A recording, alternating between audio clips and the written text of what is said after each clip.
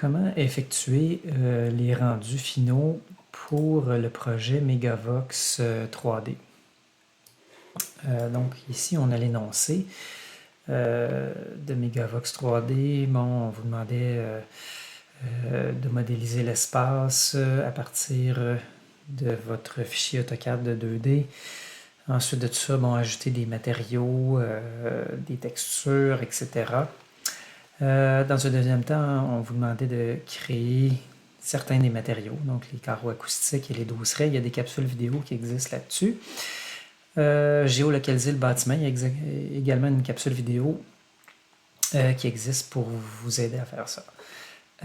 Donc maintenant, les documents à produire. On demande 2 rendus du projet du centre d'appel qui sont artistiquement bien conçus. Donc on vous donne certains paramètres ici pour réussir justement des prises de vue qui sont artistiquement bien conçues, entre guillemets, c'est très subjectif tout ça. Donc, les lignes je vais y aller point par point là, pour que ce soit plus cohérent et dans une ligne directrice facile à suivre. Donc, tout en ligne verticale. Je vais ouvrir mon fichier SketchUp ici.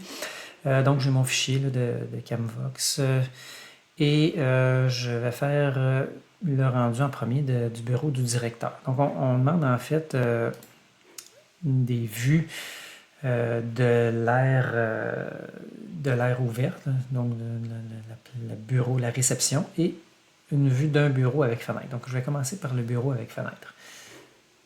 Il y en a 3. Il y a 3 bureaux avec fenêtre. Le plus intéressant, c'est probablement celui-là, parce qu'il est un peu plus grand, là. Mais il n'y a aucune interdiction à faire des rendus dans les 2 autres bureaux qui ont des fenêtres.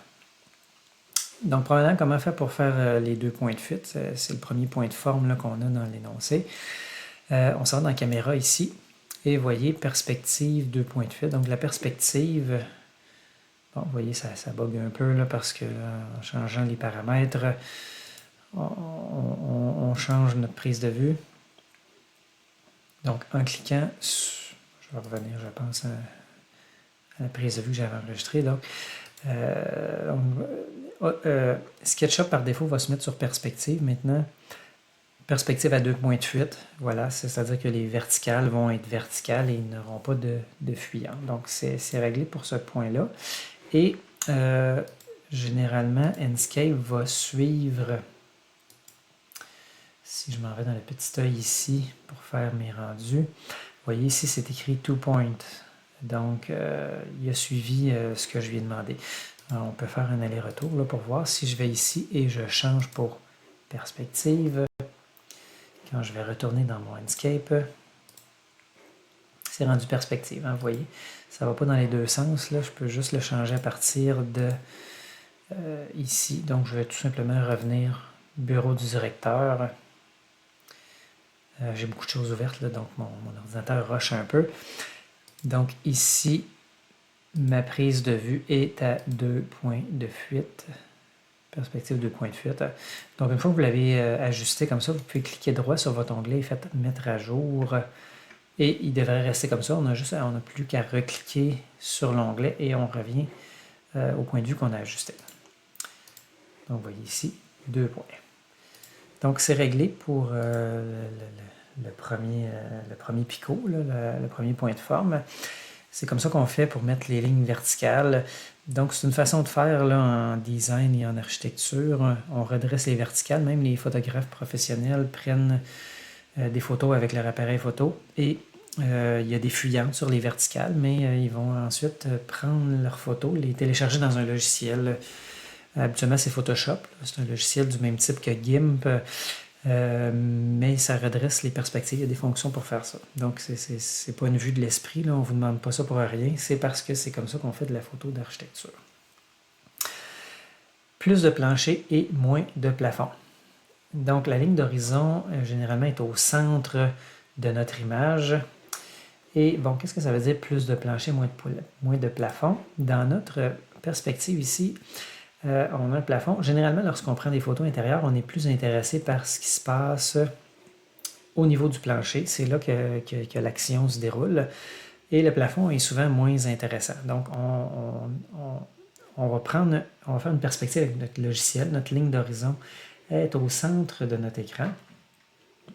Donc, le logiciel va nous fournir autant de plancher que de plafond, mais comme le plafond est moins intéressant, on va venir rogner notre plafond pour en enlever. Donc, tout simplement, on s'en va dans GIMP, qui est un logiciel de photo-édition. Là. Il y a Photoshop aussi, comme j'expliquais, mais vous avez appris GIMP. Donc, je m'en viens ici, je m'en vais dans Outils, Outils de transformation, Découpage. Et là, vous voyez, je peux tout simplement venir enlever une partie du plafond. Je fais Enter. Et voilà, j'ai réduit mon plafond. Mon plancher est resté pareil. Donc, il faut s'assurer que tout est décoché ici. Avant de faire ça, il y a des étudiantes qui ont des problèmes. Donc, GIMP ne se comporte pas comme je viens de le montrer. Là. Donc, c'est parce que vous avez des choses cochées ici. Il faut s'assurer de tout décocher. Et là, ça devrait fonctionner pour recadrer votre photo. Donc, je vais faire CTRL-Z. Là. Je ne souhaite pas recadrer tout de suite. Je vais probablement revenir à cette image-là plus tard. Donc, plus de plancher, moins de plafond. Ce n'est pas toujours la règle. Je vous donne une règle générale pour un rendu intérieur, mais ce n'est pas toujours le cas. En fait, on essaie de réduire le plafond parce que c'est généralement moins intéressant que le plancher, mais il y a des exceptions. Ici, je vous montre le projet d'une étudiante. C'est son projet d'étudiante finissante design d'intérieur à Garneau. L'étudiante ici a fait un CPE et ses plafonds ont été travaillés. Donc, c'est une surface qui est souvent négligée en design et en architecture, le plafond, mais c'est une surface qui est quand même assez intéressante à travailler. L'étudiante l'a travaillé ici et elle, vous voyez, elle n'a pas rogné ses photos. Sa ligne d'horizon est en plein milieu. On voit autant de plancher que de plafond et dans ce cas-ci, ça ne me fatigue pas du tout parce que ces plafonds sont intéressants au même titre que ces planchers. Vous voyez là, énormément de travail sur toutes les surfaces. Et donc, il n'y avait pas besoin ici de réduire un et l'autre. Autre exemple que je vais vous donner là, pour ces fameux rognages de plancher-plafond, j'ai tapé là, sur Google ici, coucher de soleil. Vous voyez, lorsqu'on veut prendre de la photographie extérieure, vous voyez, dans ce cas-ci, le ciel est beaucoup plus intéressant que le sol. Fait qu'ici, on a plus de plafond, entre guillemets. Donc, on a mis plus de ciel, moins de sol. Ça dépend de la surface, ça dépend de la situation. Hein. Donc, lorsqu'on prend de la photo extérieure, souvent, ça va être le contraire parce que le plafond, encore une fois, entre guillemets, est plus intéressant que le plancher. Quoique ici, c'est pas plus mal. Hein. Le plancher étant l'océan, il n'y aurait pas eu de problème non plus à mettre les deux aussi importants l'un que l'autre. Donc, voilà pour mon deuxième point de forme, plus de plancher, moins de plafond. Les rendus finaux font minimalement 4000 pixels de large. On demande un peu plus loin 4.3. Hein? Vous voyez la proportion 4.3, 4000 pixels de large. Donc, comment est-ce qu'on fait pour aller ajuster ça? Donc, je m'en vais dans Enscape, dans ce cas-ci. Et il y a un petit œil en haut à droite. Je clique là-dessus. Et je m'en vais dans Output à la fin. Et ici, lorsque je choisis Custom, donc personnalisé, je peux mettre 4000 de large. Donc, la première valeur, c'est la largeur. La deuxième, c'est la hauteur. Donc, 4000 de large, ça nous fait un ratio 4:3. Donc, à partir de là, lorsque je vais générer mes rendus, ils vont se faire en 4000 par 3000. Donc, soit dit en passant, je reviens à GIMP ici, toujours avec mon outil de rognage. Si je veux conserver la proportion 4:3, donc ici, mon image a été générée en 4:3, donc si je commence à découper comme ça, vous voyez, là, je perds ma proportion, mais si j'appuie sur le bouton Shift en même temps, vous voyez, la proportion reste à 4:3. Donc, à ce moment-ci, je peux faire mon rognage. Par exemple, vous voyez ici, il y a un espace qui est un petit peu tannant entre le bureau et le mur. C'est à cause des angles, hein, les murs d'angle. ce n'est pas facile à aménager. C'est toujours problématique à aménager. Donc, si vous voyez, je regarde, j'ai conservé mon ratio 4:3. Voilà, c'est relié. Bon, je fais encore une fois CTRL-Z pour ne pas rendre mes modifications permanentes. Donc, on vous demande des murs d'angle parce que c'est intéressant de savoir comment modéliser ça, mais ça fait beau en plan, là, des angles, mais c'est toujours problématique à aménager. On voit un bon exemple ici de ce que je suis en train de vous dire là. Donc, les rendus, je reviens à mon énoncé ici pour toujours pas perdre le fil. Rendu 4000 pixels de large, proportion 4:3. Le réalisme des textures, il ne faut pas qu'elle soit trop exagérée. Ici, c'est assez simple ce que je veux dire. Lorsqu'on arrive dans notre modèle ici, je vais aller dans mon rendu Enscape plutôt. Il faut faire attention à la texture du tapis que je vous ai donné à la moquette, la carpette. Et le grain est exagéré. Donc, il ne faut pas oublier d'aller modifier ce grain-là dans Enscape, dans SketchUp, pardon. Donc, si je m'en vais dans mes matières ici, je prends la petite pipette pour venir sélectionner ma carpette. Et donc, il faut faire attention, il faut venir réduire ici notre échelle pour pas que le grain soit trop gros. Donc, il faut faire attention à nos textures dans Enscape. C'est là que c'est ce qui va faire la différence entre un rendu qui est photoréaliste, crédible, et un rendu qui est moins crédible. Donc, il faut choisir des textures qui ont une bonne résolution. Puis, il faut aussi avoir une uniformité. Donc, il ne faut pas que certaines textures aient plus de résolution, puis d'autres moins. C'est ce qui nuit à la crédibilité de votre modèle. Donc, il y a deux rendus qui sont demandés. L'aire ouverte, montrant essentiellement la pièce. Donc, on va y revenir un peu plus tard. Le bureau, avec une fenêtre. Donc, c'est ce qu'on a ici, le fameux bureau avec une fenêtre. Donc, maintenant, comment est-ce qu'on va faire pour faire le rendu de cet espace-là? Il y a plusieurs pistes de solutions. Des pistes de solutions que j'ai mis sur le Teams du cours 6. Donc, vous voyez ici, préparer les scènes pour les rendus. Là, j'ai donné des pistes ici. Donc, je nomme plusieurs choses en vrac. On va les passer une par une, encore une fois, dans l'ordre.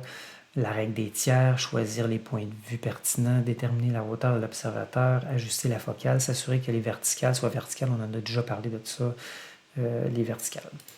Donc, la règle des tiers. Qu'est-ce que c'est que la règle des tiers? Donc, j'ai googlé tout simplement la règle des tiers. Principe de composition qui place le sujet, qui décale en fait le sujet du centre de l'image. Donc, on va aller voir des exemples de ça.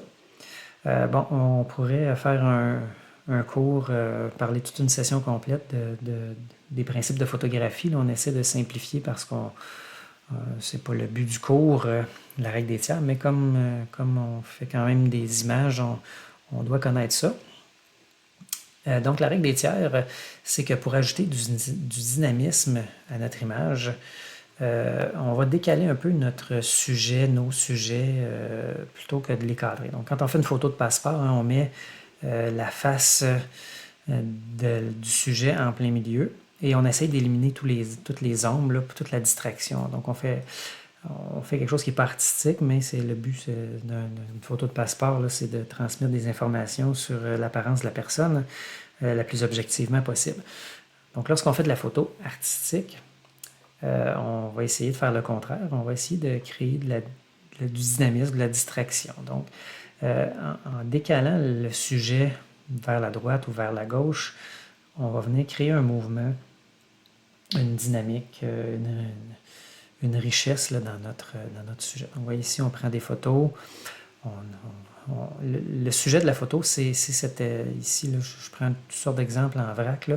Donc, le sujet de notre photo, c'est cette espèce de stèle là, avec un personnage, une statue à côté dessus. C'est ça qu'on prend, mais on va prendre un peu de contexte comme ça. Ça va dynamiser notre image. Donc, on essaye d'éviter... on veut focusser sur un... Attendez un petit peu, j'ai manqué mon coup ici. Je reviens. Donc, admettons qu'on veut montrer, ce qui va être important dans notre scène, là, ça va être le bureau de la personne ici. Là. Fait qu'on va essayer d'éviter de cadrer directement, d'aller directement au but et prendre le visage de la personne puis son bureau comme ça. On va décaler un peu. Je reviens à ma photo. J'ai quand même travaillé un peu pour la cadrer comme ça. Donc, vous voyez, on va décaler notre sujet, le sujet de notre image. On va le décaler un petit peu au tiers de l'image. Commencez pas à vous tracer des lignes guides super précises là, pour... encore une fois, on n'envoie pas des fusées dans l'espace. Donc, on va décaler nos sujets un petit peu vers la droite, un petit peu vers la gauche, un petit peu vers le haut ou le bas pour dynamiser. Donc, en faisant ça, ça crée du mouvement, de la richesse dans notre image.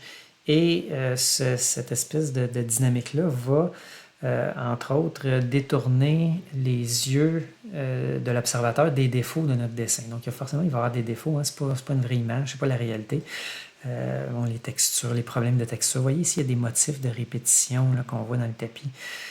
Donc, ça c'est le genre de choses qui nuisent à la crédibilité de notre image. Donc, en créant du dynamisme, on vient détourner l'attention. C'est un petit peu comme un magicien là, qui est en train de faire son tour. Donc, il attire notre attention sur d'autres choses que l'endroit où son tour de magie se passe. Je vais retourner sur Teams ici. Choisir les points de vue pertinents. Bon, je vais en parler plus tard. Là. Donc, là aussi, j'ai choisi le bureau. Le plus gros bureau du directeur parce que c'était celui qui me paraissait le plus important. On va regarder dans l'espace tantôt là, comment choisir des points de vue pertinents pour l'espace central. Déterminer la hauteur de l'observateur. Donc, lorsqu'on fait notre point de vue architectural, c'est important de déterminer la hauteur de notre observateur. Dans SketchUp, c'est le petit bonhomme ici. Ils ont changé l'interface récemment, hein, mais vous voyez ici le petit bonhomme qu'on dirait qu'il fait du hiking. Là. Si vous ne voyez pas ces commandes-là, c'est que vos icônes sont trop gros. Donc, comment changer ça? Je m'en vais dans la fenêtre, préférences, et dans l'espace de travail, je décoche utiliser les grands boutons. Donc, en rapetissant vos icônes, vous allez avoir accès à toutes les fonctions. Donc, je clique sur le petit bonhomme ici. Et là, vous voyez, la hauteur de mon observateur, ici, je l'ai mis à 60 pouces, plus ou moins. Donc, c'est 5 pieds, c'est pas très grand. Donc, on peut aller en 5 pieds 8, là, la hauteur d'un observateur normal. Ceci dit, il y a des exceptions à cette règle-là aussi, hein, comme plus de plafond, plus de plancher, moins de plafond. Donc ici, encore une fois, j'ai certains exemples. J'ai pris l'exemple de l'îlot de cuisine. Donc, j'ai tapé îlot de cuisine tout simplement sur Google et j'ai choisi cette image-là que je trouvais très bien. Donc, un comptoir de cuisine, ça a généralement 36 pouces de haut. Hein. Et vous voyez que là, l'observateur, il n'est pas beaucoup plus haut que le 36 pouces. Hein. Il est peut-être à 48 pouces. Ce qui fait que ça ne fait pas quelqu'un qui est très grand. Probablement que le photographe a dû s'accroupir pour prendre cette photo-là. Donc, pourquoi pas mettre la hauteur d'un observateur normal? Dans ce cas-ci, si on avait mis la hauteur des yeux de l'observateur à la hauteur normale, on aurait eu le luminaire dans nos yeux. C'est les luminaires qui sont au-dessus de cet îlot-là. On les aurait eu dans les yeux. Et l'autre chose qui aurait été plate, c'est qu'on aurait regardé le dessus du comptoir plus en plongée. Ce qui fait qu'on aurait vu beaucoup de surface de comptoir qui n'est pas forcément intéressant. Oui, c'est intéressant de voir le matériau qui a été choisi, mais on ne veut pas que ça occupe 50% de notre image non plus. Donc l'observateur s'est baissé un peu. On évite d'avoir les lumières dans les yeux, on évite d'avoir trop de surface. Et il y a des accessoires qui ont été ajoutés pour ajouter du dynamisme. On ne veut pas avoir une table, un îlot, c'est-à-dire qui est complètement vide. Il y a des accessoires partout. Et ça, c'est un autre truc aussi. Hein? On va essayer de meubler notre espace. Bon, ici, en arrière, la tablette, là, c'est pas forcément un bon exemple. Ça manque un petit peu de dynamisme. Bon, il y a des accessoires qui ont été ajoutés ici. Personnellement, ce que j'aurais fait, c'est que j'aurais tendance à déplacer les chaises. Ici, vous voyez comment les chaises sont trop bien installées. Là, on peut les rotationner. On peut asseoir un personnage de plus dessus pour dynamiser tout ça.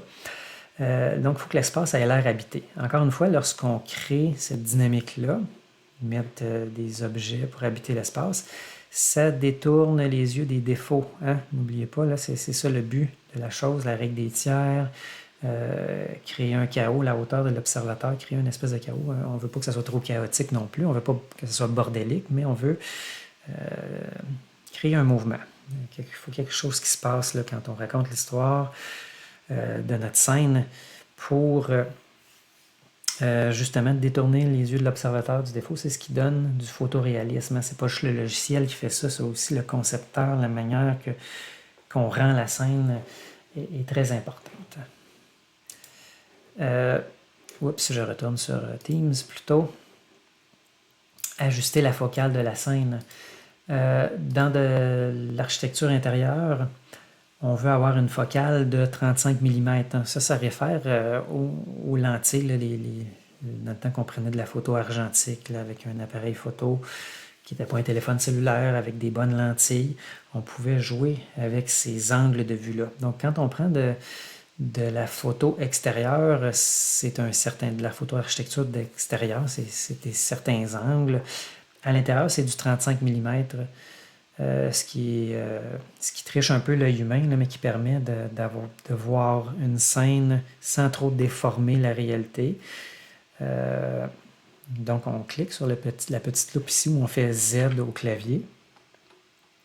Et là, vous voyez, la focale apparaît. On tape 35 mm tout simplement, comme ceci. Bon, ici, mon observateur revient en perspective à 2 points de fuite. Donc, j'avais tout ajusté ça. Là. Vous allez devoir, malheureusement, zigonner un peu pour revenir au même résultat. Mais ma photo est en 35 mm ici. Là. Mon rendu est en 35 mm. Quand on a un espace qui est très restreint, on va changer cet angle-là. On va se ramasser avec des lentilles qui sont de type fisheye. C'est le cas souvent là, quand on fait de la photo. Les agents d'immeubles qui vendent des maisons, ils vont avoir des lentilles spéciales qui vont donner une fausse impression d'espace. Donc, le but, c'est que quand on regarde la maison ou le condo qu'on veut acheter, qu'il y ait qu'il ait qu'il soit très spacieux. On a l'impression qu'il est plus spacieux qu'il est en réalité. Et donc, quand on arrive dans la réalité, là, qu'on visite pour de vrai, qu'on a été convaincu par les images de visiter, et quand on arrive sur place, mais là, on se rend compte que c'est beaucoup plus petit que ce que les photos nous laissaient croire. Donc, c'est ça, là, il y a toutes sortes de notions de lentilles comme ça. Donc, je ne vous ferai pas un cours magistral non plus là-dessus. Mais pour l'intérieur, on met du 35 mm habituellement. C'est ce qui fait l'affaire. N'hésitez pas à tricher. Hein. On peut ouvrir une porte. Hein. Ici, vous voyez, tantôt, quand je tapais 35 mm, la porte apparaissait ici. Je pourrais facilement aller éteindre cette porte-là. Hein, dans Info sur l'entité ici, je pourrais dire éteins-moi cette porte-là. Puis là, c'est comme si la porte était ouverte. Hein. N'hésitez pas à ouvrir les portes. Des fois, on peut effacer une cloison aussi. Donc, on triche un peu. Hein. C'est comme ça dans la réalité quand je vous expliquais la notion du fisheye, là, on triche la réalité. Un photographe, on regardait tantôt là, le photographe ici qui s'est accroupi pour prendre la photo. Il n'y a rien qui nous dit qu'il n'a pas installé une espèce de spot en arrière de notre îlot ici pour améliorer son éclairage. Donc, la vie, c'est de la triche. Hein? Les images qu'on voit sur Internet ils n'ont rarement pas été manipulés. Ça passe dans Photoshop, dans GIMP, on redresse les verticales, etc. Donc voilà. On vit dans un monde de mensonges. Désolé si je brise vos illusions. Donc je continue. S'assurer que les verticales soient verticales. Donc on avait tout vu ça. Donc maintenant, dernier truc pour le photoréalisme, après avoir joué avec les textures et tout ce que je viens de vous dire, c'est d'activer nos ombres et lumières. Donc, je vous ai fait géolocaliser notre modèle ici. Et là, c'est le temps d'ouvrir nos ombres. Donc, ombre ici, pour venir créer un effet d'ensoleillement sur notre plancher. Donc, on voit l'ensoleillement. Et là, on peut jouer avec le moment de la journée. Le soleil se déplace dans le ciel selon le moment de la journée. Il se déplace aussi dans le ciel. Donc, les angles changent selon la saison. Donc là, on peut jouer avec ça. En fait, on doit jouer avec ça. On a géolocalisé notre bâtiment, donc ça va être... C'est la réalité qu'on illustre ici. Et donc, c'est très important, c'est ce jeu d'ombre et de lumière-là. Notre cerveau humain là, est très sensible à ça, les jeux d'ombre et de lumière.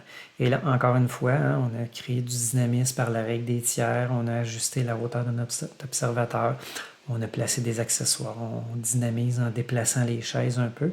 C'est ce qui détourne notre attention des défauts de notre rendu et c'est ce qui va faire que notre rendu est photoréaliste. Donc là, j'ai placé ma lumière, donc vous pouvez jouer avec ça autant que vous voulez. Là, je vous laisse libre choix de placer vos ombres et lumières comme ça pour créer un rendu qui est le plus dynamique possible. On va aller voir maintenant dans Enscape. Donc je vous rappelle, là, pour avoir votre point de vue dans Enscape, si vous cliquez sur le bouton qu'il y a là, ça fait que votre caméra, la manière que vous avez placé votre caméra dans SketchUp, ça se répercute dans Enscape. Donc, ici, j'ai mon rendu. Donc, mon point de vue a été déterminé et il me reste à aller jouer dans les fonctions d'Enscape pour améliorer mon image. Donc, la capsule dure déjà depuis 27 minutes là, maintenant. Donc, je vais arrêter cette capsule-là ici et comment peaufiner